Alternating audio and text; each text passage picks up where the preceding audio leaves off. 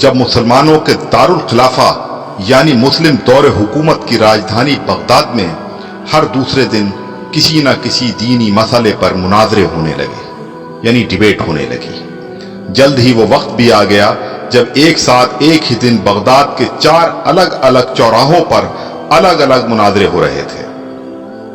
पहला मुनाजरा इस बात पर था कि एक वक्त में सुई की नोक पर कितने फरिश्ते बैठ सकते हैं। दूसरा मुनाजरा इस अहम मौजू पर था कि कौवा हलाल है या हराम है।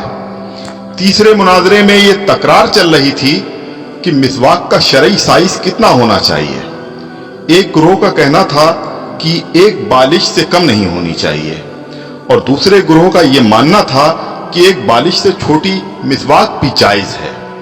अभी ये डिबेट चल ही रही थी कि हलाकू खान की क़यादत में ततारी फौज बगदाद की गलियों में दाखिल हो गई और सब कुछ तहस नहस कर दिया।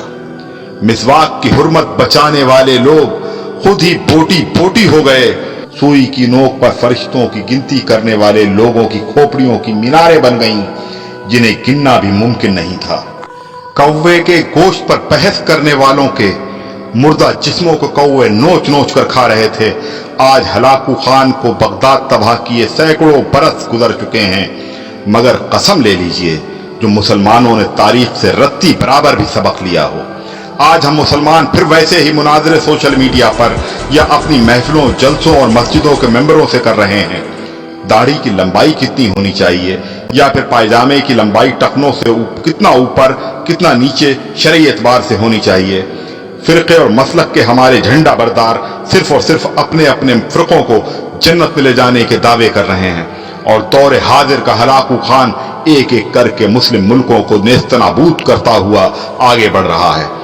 अफगानिस्तान, लीबिया, इराक के बाद सीरियाई बच्चों की कटी फटी लाशों की गिनती करने वाला कोई नहीं है। बेगुनाहों की खोपड़ियों के मीनार फिर बनाए जा रहे हैं। आदम की नस्ल के नौजवानों, बूढ़े बुजुर्गों की लाशों को कौवे नोच नोच कर खा रहे हैं और हवा की बेटियां अपनी असमत बचाने के लिए उम्मत की चादर का कोना तलाश कर रही हैं। जी हां, और हम खामोशी से अपनी बारी आने का इंतजार कर रहे हैं।